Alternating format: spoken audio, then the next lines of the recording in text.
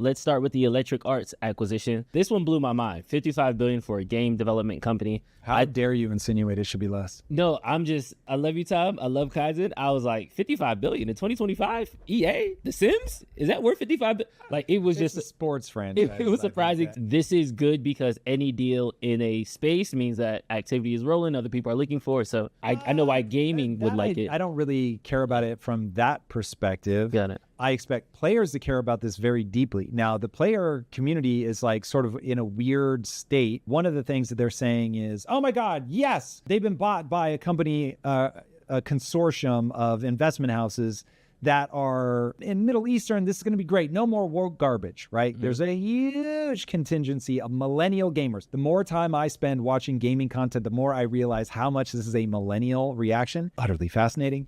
But millennial gamers are up in arms about anything that has to do with woke, this, that, or the other. But then people are like, well, hold on a second. Didn't Saudi Arabia bonesaw a cat to pieces You're getting in the not too distant past? Is that aren't they going to inject their own values into the games? It'll be interesting to see how this plays out. So for sure, they're going to now inject their values or have bumpers in the alley of well, don't say things bad about us or whatever. You will for sure see that the bad guys in an EA game aren't going to be Middle Eastern. Let's just say that. So they're going to point you in some other direction. Certainly brace yourselves for that. But ultimately, businesses like this, especially when you're doing it on debt, they need to make money. And so the things that I would expect gamers to really be focusing on is what are they going to do to the monetization here? Now, the reality is, as a game developer, I'm paying a lot of attention to where games are going in the future, and games are going mobile. Mobile gamers don't have all the beef with the microtransactions. So you can expect that they're hyper aware of that they're going to be looking for ways to incorporate microtransactions into what they view as the future. And so if I were them, I would be looking at this going, oh, okay, how much of our revenue do we generate off PC gamers? Do we think that's increasing or decreasing? I would say it's decreasing. How much are we making off mobile? Do we think that's going to increase or decrease? I think they're all going to look at that and go, that's increasing. So I would expect over the next 10 years for them to begin putting more and more of their time and attention into mobile first things, migrating their famous properties into mobile playable games, either simplifying the mechanics or just using more of the loot-driven mechanics, pay-to-win mechanics, things like that. And so millennial gamers, traditional gamers, however you want to think about it, which, by the way, I'm one of, not millennial, but traditional. So I play on PC and console. But I think you're going to see a move like that. So if gamers are going to either be excited or be traumatized, I would look at it from that perspective, because these guys, when they do acquisitions like this, they're not like, I like games. They're going into this and they're going, oh, I understand this at the level of a spreadsheet. The vast majority of the people involved in these acquisitions don't play games, have never played games, literally don't care. They are like Warren Buffett. They are sitting looking at a bunch of spreadsheets and going, where is something undervalued? Where do we think we understand the future better than somebody else?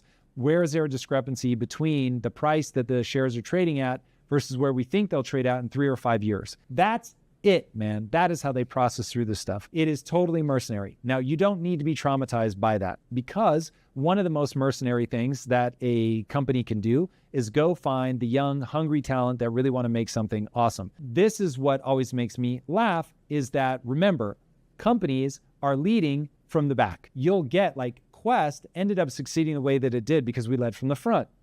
We were, for our own reasons, hell-bent to build that company, and we didn't know if it would work. That was us going, this might be a suicide run, but I really want to do this for my own reasons, and it worked. Once it works, everybody else just floods in at the spreadsheet level. Everybody's looking for that, right? So the game I'm building, Project Kaizen, I'm not building chasing a spreadsheet. I'm building the game I want to play. I've got a whole thesis about what I think is going to happen to the world. I think AI is going to make the world so easy that people are going to be forced to find hard mode, and they're going to find it in simulated worlds. That isn't what I'm building today. I'm laying the foundation, trying to figure out the game mechanics. That's 5-10 years away. I'm leading from the front. Maybe it'll fail catastrophically. When you lead from the front, you run that risk. But this acquisition is about leading from behind. So gamers have proven, we want a mobile game. I'm just growing up with a mobile device, always in my hand, always easy. Mm-hmm. I'm not growing up in the PC era where it's all my friends get together. It's just not how they play games now. Mm-hmm. If you want to understand where this acquisition goes, look at it through the lens of assets, investments, entrepreneurship, and it's going to get a lot clearer. They're going to try to maximize the profits of all of those games, and they will do it through the ways that I just talked about. Now, I get why, like, it was sad for me to watch what happened to Star Wars, but there's always going to be cool new shit. So like, look, I get it. Nostalgia, all that. Nobody's more like nostalgia baited than me. But at the same time, good games will continue to get made in the way that you like good games. They just might be super niche. I will do a PSA to all of my millennial gamers out there. I've watched so much of your content. Literally at this point, I've seen well north of 100 videos about the state of the gaming industry, specifically from, they don't call themselves millennials, but you can tell that they're millennials. From their perspective, and it's just all lamentations. You are making these less fun for yourself. And I would just say, find a path to like, where's the joy? Where's people doing cool stuff so you can fall in love again? I want that for you. So we'll see. Anyway. All right. So we have that on one side of the coin. And honestly, the gaming community seems to be aligned with it. Hey, it's not private no more. Hey, I see this is going to open up more investment. It hasn't been what we've seen on the other side, where the Riyadh Comedy Festival was announced, and all these comedians were announced to be a part of it, and immediately everybody was mad. Like, how can they speak to this? This is the same country that killed the journalism.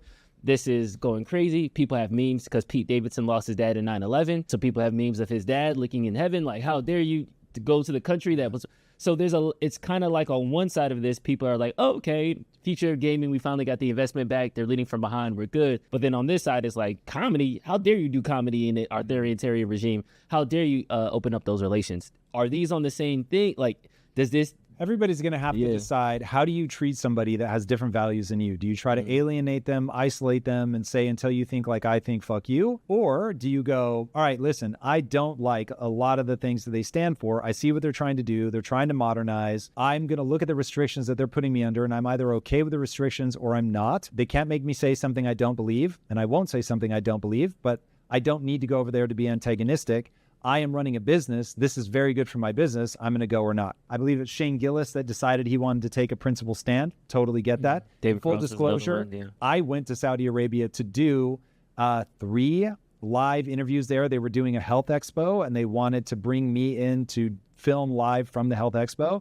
And I went and did it. I had no beef with it whatsoever, fully aware that Saudi Arabia itself had a journalist killed, but I'm like, it wasn't like the guy running this event is over there like wiping the blood off the bone saw. Come on in, Tom, we're good. Just as I would not want to be judged for everything that America did, nor would I say that anybody coming to America is signing off on everything that America did. Oh, and by the way, I want people to cooperate with us.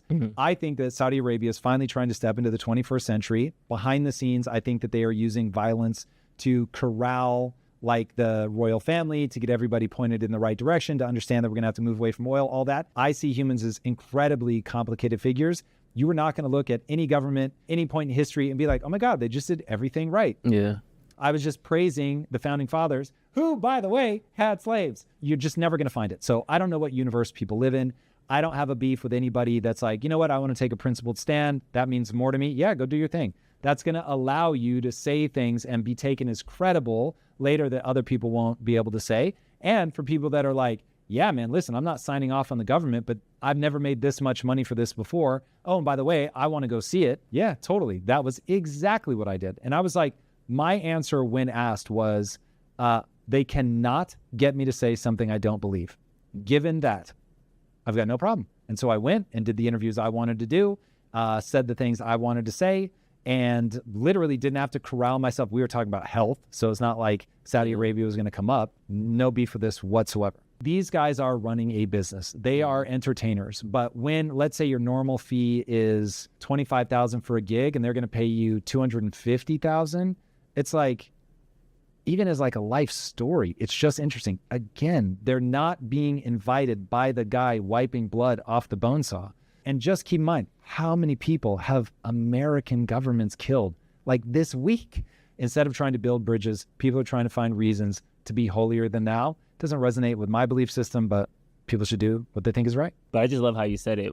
We shouldn't hold the organizers of the festival beholden to the actions of the government, assuming those aren't the same people. Now, if you do find out, hypothetically speaking, that the prince that was responsible for getting the journalist killed is the person that decided to throw the comedy. So here's the crazy thing. If you said, listen, MBS wants to meet with you, I would do it 1,000%. 1,000%. And we can just assume he is the guy wiping the blood off of his bone saw. But when I think about how important the Middle East is going to be moving forward, they're going to be the hub of investment dollars. I think it's something like 7 of the biggest investment houses are in the Middle East. Man, we should be looking for ways to partner, join each other in the 21st century, to put that kind of stuff behind us. So MBS strikes me as a very important figure. And again, I think that when you hear Dave Smith talk about Barack Obama, he's not wrong. And he's like, Barack Obama's a murderer. He killed all these people with drone strikes and all that. And I'm like, yeah. But if Barack was like, Tom, I really want to talk with you about the future of America, would you do it? Yes. Yes, I would. Very much. It is a region of my brain where I'm like, this is how the world works. Leaders may not kill with their bare hands, but they kill a lot of people. If we don't understand that this is how the world works and that you both want to call out when it's like, hey, we don't want to do that. At the same time that you don't go like Mamdani is saying, I'm going to arrest Netanyahu if he comes to New York. It's like that's stupid. So you want to find ways to invite these countries into the 21st century. You want to find a way to bring them closer to your values and not isolate them. That would be my take. Where is that balance between this could be a bridge for the future versus MBS this is like, listen, long? I'm going to keep killing your journalists, but I would like to invite a bunch of journalists over. Then I'd be like, whoa. I wouldn't expect anybody to go. That would be wild, but he's not. And obviously there's like evidence and all that he was involved and blah, blah, blah. What's going to be the thing that you draw the line on?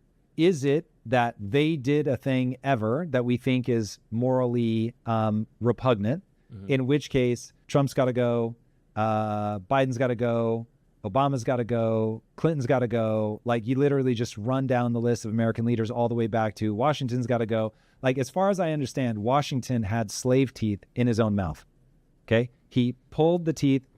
Somebody fact check me if I'm wrong, but he had dentures that were made from like, I think some horse's teeth, some wood, if I remember right, and then some slave teeth.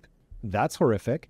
So, but at the same time, when he had the opportunity to become dictator for life of America, he didn't do it. Yeah, I'm not going to throw him out with the bathwater. I'm not going to say his face needs to be taken off Mount Rushmore. When I teach that in schools, I'm going to say, listen, despicable things were done, but we are not going to focus on that. What we need to focus on is what makes this country great. What are the values that we want to embrace? And it is absolutely antithetical to moving forward well to say that we're evil or the product of evil, or it doesn't even matter if it's factual. It just matters that it's not useful moving forward. Same thing. If the Middle East is going to transition off of oil and get into tech, get into biotech investments, get into entertainment, whatever, and they're going to be a driving force there, we want to have good relationships with them. Yes, there needs to be pressure. You can't, like, if they killed a journalist now and we're like, okay, we just did that thing and now we're inviting everybody over, I'd be like, yo, this is way freakish.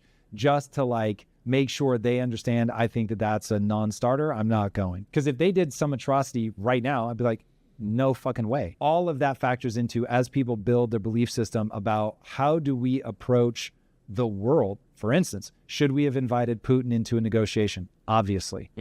But he's killing Ukrainians. Yes. You have to find an off-ramp. You've got to treat this guy like a human, even though you think he may be committing war crimes. Same with Bibi Netanyahu. Same with Hamas. Same with Palestine. It's like you've got to find a way to work with these people. In fact, there's an image of a guy that's in the, is he in the UN? He's in the UN or something like that, where there's footage of him holding 2 decapitated heads. And he's now in a leadership position in the world. Somebody who's going to know, chat, please rescue me here. What do you do with that? Well, if he's in a position of leadership, you got to deal with him. This is one of those where, yes, like when Trump brought the South African leader into the White House, you say, bro, you've got farmers being killed. You guys are moving in the wrong direction. We've got to address it. But you don't go, they're despicable. We'll never speak to them.